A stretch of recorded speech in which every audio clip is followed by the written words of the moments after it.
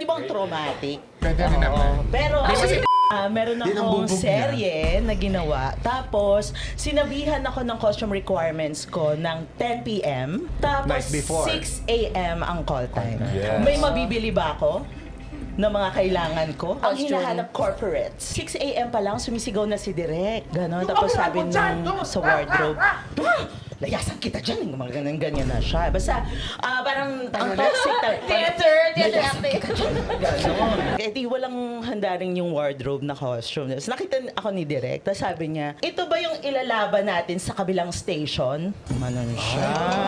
Oo. Tapos hindi parang tinuturan niya yung tabako. Paano daw yun itatago? Di sabi ko, Direk, gusto mo, gamit ako ng folder, tapos takpan ko po yung tabako. Sabi sa akin nung EP, balik ka muna sa tent mo, mag-uusap-usap lang kami.